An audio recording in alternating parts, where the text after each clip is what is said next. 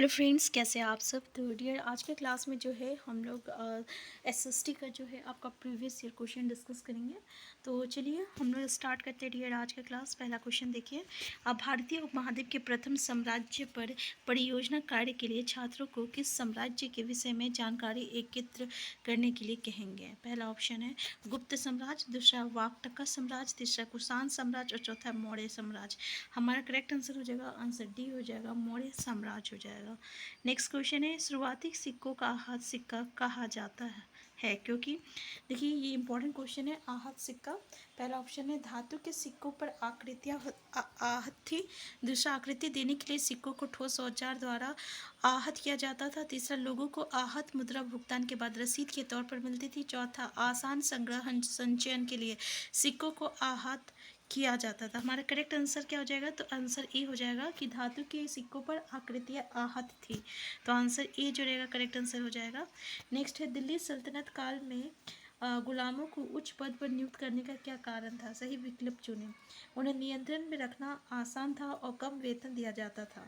दूसरा, सुल्तान और उनके उत्तराधिकारियों को उनके जीवन पर स्वामित्व होता था। तीसरा, वो सुल्तान और उसके उत्तराधिकारियों के प्रति वफादार होते थे। नेक्स्ट है, वो अपने स्वामी के विश्वसनीय और उन पर आश्रित होते थे। क्वेश्चन क्या बोल रहा है कि दिल्ली सल्तनत काल में गुलामों को उच्च पद पर नियुक्त करने का क्या कारण था।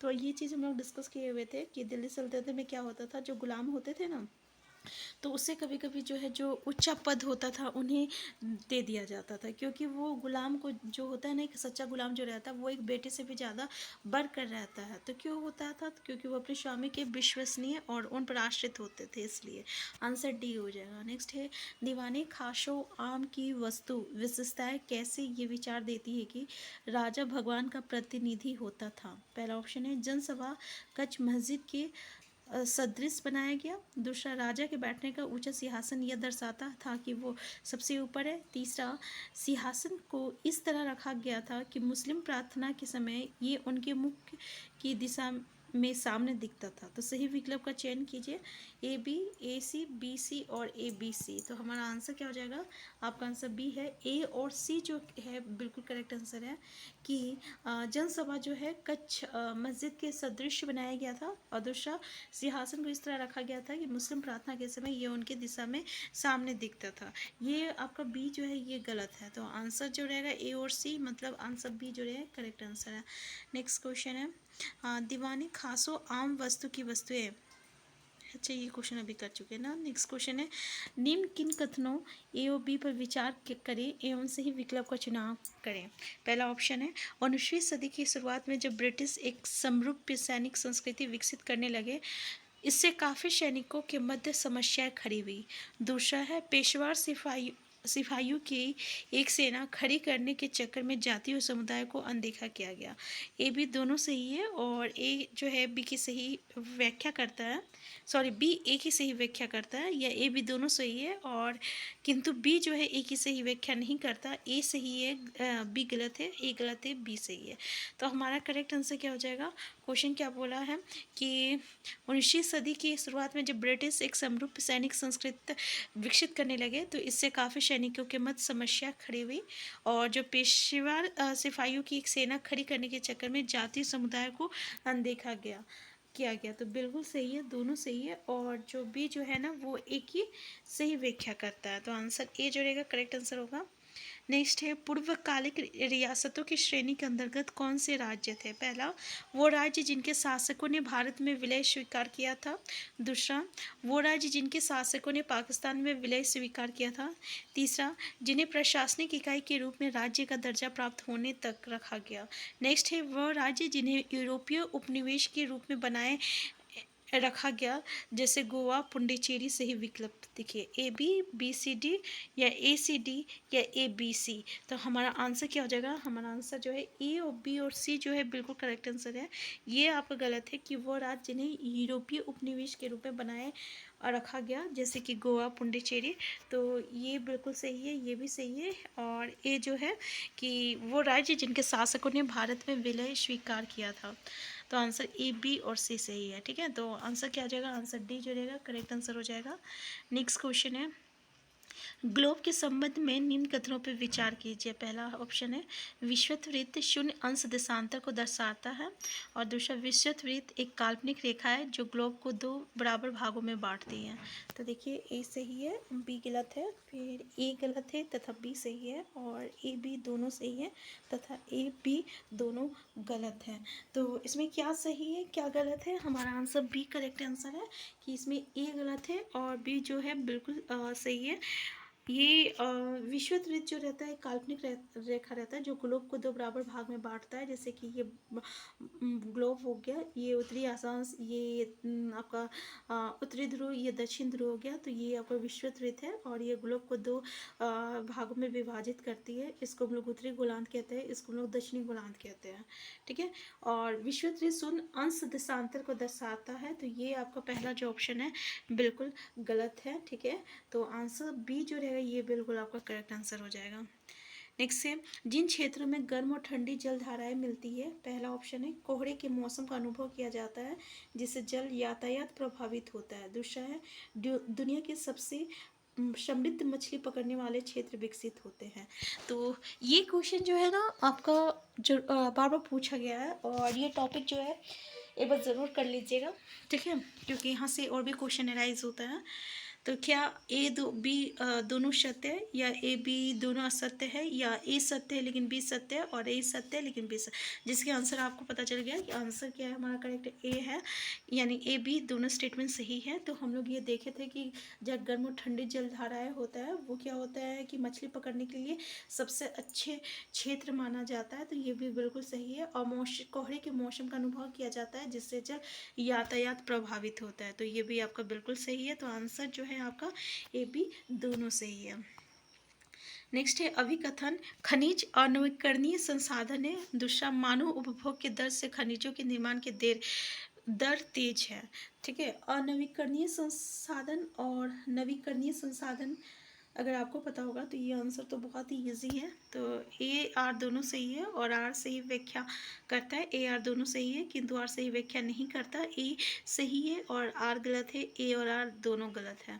ठीक है, तो मानवीय उपभोग की दर से खनिजों के निर्माण की दर, देखिए ये क्या बोला, उपभोग की दर से खनिजों के निर्माण की दर तेज है। तो ऐसा थोड़ी है कि उसके खनिजों के निर्माण की दर तेज है। खनिज जो है ये आपका अनवीकरणीय संसाधन है। अनवीकरणीय संसाधन क्या होता है कि जो एक ना एक दिन जो है खत्म हो जाता है। तो खनिज क्या है, अनवीकरणीय संसाधन है। तो भाई ये तो बिल्कुल सही है, लेकिन ये आपका गलत है स्टेटमेंट। ठीक है, क्योंकि ये जो है कि दर तेज है, निर्माण की दर तेज है, ये आपका ऑप्शन गलत है। तो हमारा आंसर जो रहेगा ए सही है और बी आर गलत है। नेक्स्ट है मीडिया के संदर्भ में, क्योंकि उसका निर्माण तो किया नहीं जा सकता है ना, तो इसको बनने में काफ़ी दिन लग जाता है। जैसे कि कोयला हो गया, जो भी खनिज होता है, ये एक बार अगर ख़त्म हो जाती है तो उसको बनने में बहुत ही वक्त लग जाता है। ठीक है, नेक्स्ट है मीडिया के संदर्भ में मसौदा तैयार करने से क्या अभिप्राय है। पहला, मीडिया चैनलों द्वारा प्रसारणों की सूची तैयार करना। दूसरा, मीडिया चैनलों द्वारा उन कार्यक्रम को दोबारा प्रसारण के लिए प्राथमिकता देना जिनकी टारगेट रेटिंग पॉइंट टीआरपी अधिक है। तीसरा, लोगों को किन मुद्दों पर ध्यान देना चाहिए, ये निर्धारण मीडिया द्वारा लोगों की सोच और समझ पर प्रभाव डालता है। नेक्स्ट है बाजारीकरण के लिए मीडिया घरानों द्वारा लोकप्रिय कार्यक्रमों का उपयोग करना। तो मीडिया के संदर्भ में मसौदा तैयार करने से क्या अभिप्राय है। तो क्या अभिप्राय है कि लोग, यानी किन मुद्दों पर लोग जो है ध्यान दे रहे हैं, और ये निर्धारण मीडिया द्वारा लोगों की सोच और समझ पर प्रभाव डालता है। ठीक है, तो हमारा आंसर सी जो रहेगा ये इसका करेक्ट आंसर हो जाएगा। नेक्स्ट है भारतीय संविधान ये सुनिश्चित करता है कि सरकारी व्यवस्था केवल उन लोगों के लिए ही सम्मिलित ना करे जो राजधानी में बैठे हैं और सभी के लिए निर्णय लेते हैं। पहला देखिए, इसलिए यहाँ पर सरकार के विभिन्न स्तर हैं जिन्हें संविधान से ही अपनी ताकत और अधिकार मिलते हैं। ऊपर दिया गया विवरण निम्नलिखित में से भारत संविधान के कौन से लक्षण में मेल खाता है। संघियों का बंटवारा, संघवाद, संसदीय शासन पद्धति, धर्मनिरपेक्षता। तो देखिए यहाँ पे हमारा आंसर बी हो जाएगा संघवाद। यहाँ पे क्या बोल रहा है, यहाँ पे सरकार के विभिन्न स्तर है, तो जहाँ पे सरकार की विभिन्न स्तर होती है, एक से दूसरे तीसरा स्तर होता है, उसको हम लोग संघवाद कहते हैं। तो हमारा जो भारत है कैसा है, इंडिया संघवाद है। क्यों? क्योंकि यहाँ पे जो है आपका 3 स्तरीय सरकार है। 3 स्तरीय कैसे है, तो पहला जो स्तर है ये आपका केंद्र स्तर है, जहाँ पे मोदी जी बैठे हुए हैं। दूसरा जो है ये आपका राज्य स्तर है, जहाँ पे हर एक राज्य का सीएम बैठा हुआ है। इसके अलावा आपका स्थानीय सरकार होती है। स्थानीय सरकार, जैसे कि अगर हम लोग बात करें किसी सिटीज़ का, फिर गांव प्रशासन, ठीक है, तो ये हो गया आपका स्थानीय हो गया। तो इस तरीके से हम लोग देख सकते हैं कि यहाँ पे 3 मतलब कि सरकार जो है 3 स्तर पर सरकार है। तो यहाँ पे हम कह सकते हैं सरकार के विभिन्न स्तर है, तो इसलिए ये क्या है, संघवाद है। तो संघवाद मतलब समझ में आ गया, सरकार के विभिन्न स्तर। और कितने स्तर होते हैं, 3 स्तर होते हैं। नेक्स्ट है झारखंड के एक राजगीर बच्चू मांझी दिल्ली काम को तलाश में आया, ये संविधान पद्धति किस अधिकार का उपयोग कर रहा है। पहला ऑप्शन है स्वतंत्रता का अधिकार, दूसरा समानता का अधिकार, तीसरा सांस्कृतिक और शैक्षणिक अधिकार, चौथा संवैधानिक उपचार का अधिकार। तो बिल्कुल इसको स्वतंत्रता का अधिकार कहते हैं, ठीक है। नेक्स्ट है आपराधिक उल्लंघन में राज्य का पक्ष कौन प्रस्तुत करता है, न्यायाधीश, पुलिस, सरकारी वकील और बचाव पक्ष का वकील। तो बिल्कुल सही है कि ये कौन करेगा, सरकारी वकील करेगा। राज्य का पक्ष कौन लेगा, तो जो सरकारी वकील रहेगा वही लेगा। नेक्स्ट है घेटोआइजेशन डेस हत्याकरण का परिणाम है। पहला ऑप्शन सामाजिक, आर्थिक, सांस्कृतिक, केवल ए बी सी, केवल डी या ए बी सी तीनों। तो आंसर डी हो जाएगा, सामाजिक, आर्थिक, सांस्कृतिक, ये तीनों हो जाएगा। नेक्स्ट है शासन ने एक कानून बनाया है जिसके तहत यदि किसी संस्था में महिला कर्मचारियों की संख्या डैश से अधिक है तो उसे वैधानिक रूप से बाल वाड़ी केस की सुविधा देनी होगी। पहला ऑप्शन है 30, 50, 80 और 10। तो हम लोग देखे थे 30 से अगर अधिक महिलाओं की संख्या है तब। तो आंसर ए जो रहेगा करेक्ट आंसर हो जाएगा। नेक्स्ट है आईने अखबारी के संदर्भ में निम्नलिखित कथनों पर विचार कीजिए और सही विकल्प का चयन कीजिए। पहला, यह वुल्फ फजल द्वारा लिखा गया है। दूसरा, इसमें विभिन्न प्रकार की चीजें, फसलों, कीमतों, राजस्व और मजदूरी वगैरह का सांघिक विवरण है। यह अकबर के पूर्वजों का विवरण देती है। तो हमारा आंसर क्या हो जाएगा, तो ए और बी सही है, ठीक है, सी नहीं है। आप ये बताइए आईने अखबारी जो अकबर के पूर्वजों का विवरण देती है उसको हम लोग क्या कहते हैं, ठीक है।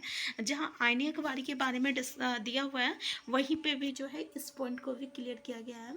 तो आईने अखबारी क्या था कि यह अबू फजल द्वारा लिखा गया है और इसमें विभिन्न प्रकार की चीज़ों या और फसलों का जो है कीमत और के बारे में यहाँ पर डिस्कस किया गया है।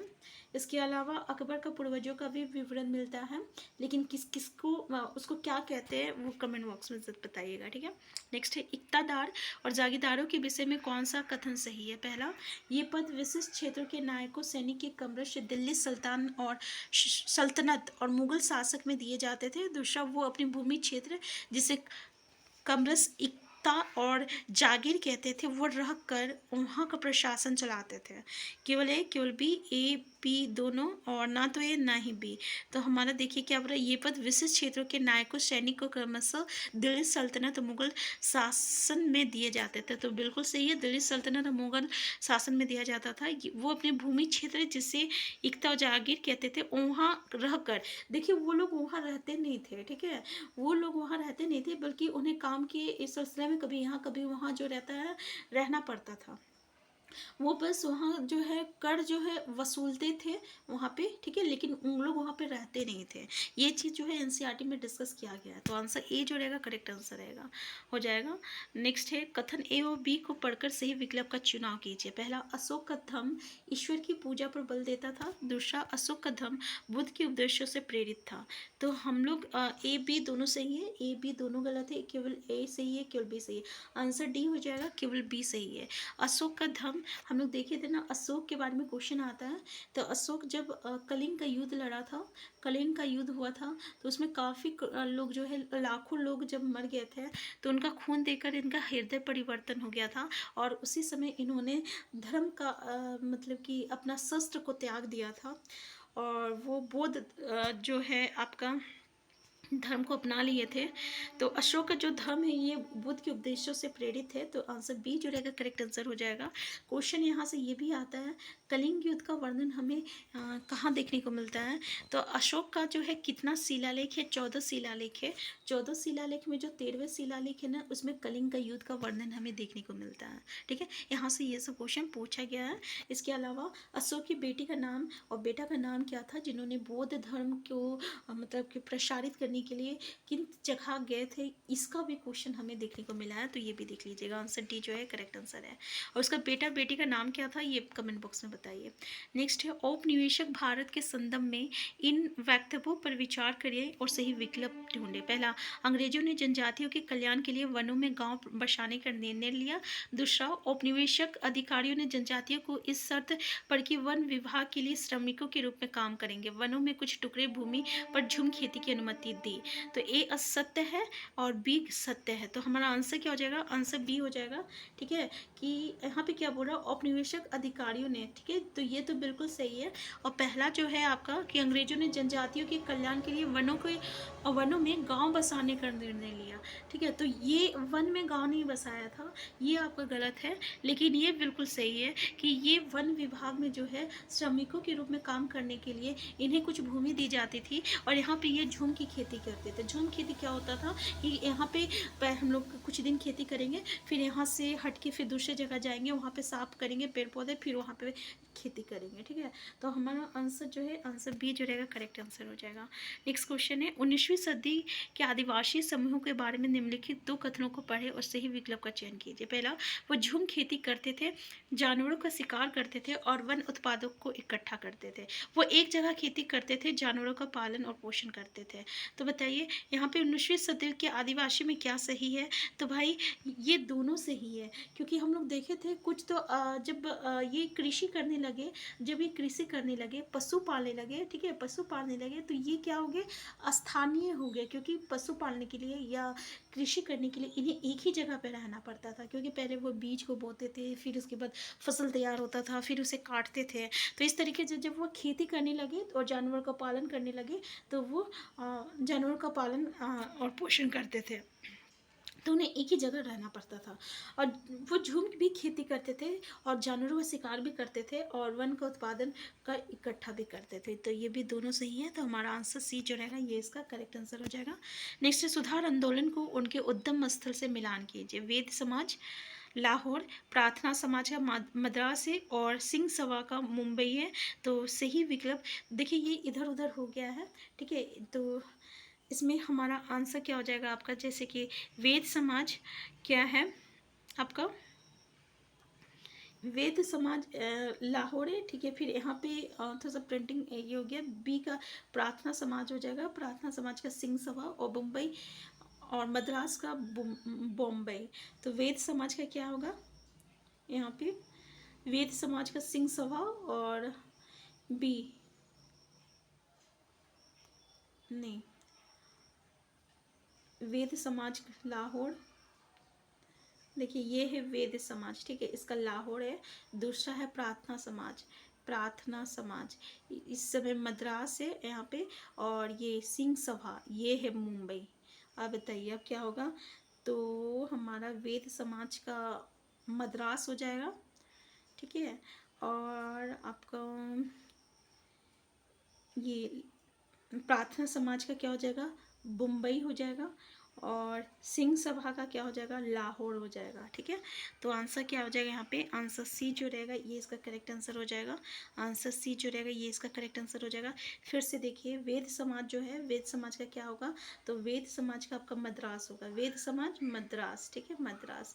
फिर प्रार्थना समाज का क्या हो जाएगा, प्रार्थना समाज का मुंबई हो जाएगा, मुंबई। ठीक है, और सिंह सभा का क्या हो जाएगा, सिंह सभा का लाहौर हो जाएगा। ठीक है, तो ये था सुधार आंदोलन, और उसके मतलब कि जो जो जगह पे है थोड़ा सा इधर उधर हो चुका है, तो हम आपको बता दिए, फिर से बता दे रहे कि वेद समाज का क्या होगा, मद्रास हो जाएगा, प्रार्थना समाज का क्या हो जाएगा, मुंबई हो जाएगा, और सिंह सभा का क्या हो जाएगा, लाहौर हो जाएगा। ठीक है, और वेद समाज का मद्रास, मद्रास को हम लोग कैसे लिखते हैं, एम से, और ये मुंबई और ये लाहौर। ठीक है, तो आज की क्लास में तक रखते हैं, हम फिर मिलते हैं नेक्स्ट क्लास में। चैनल में नए हैं, चैनल को सब्सक्राइब कर लीजिएगा, वीडियो हेल्पफुल हुआ तो लाइक से करना मत भूलिएगा। Thank you.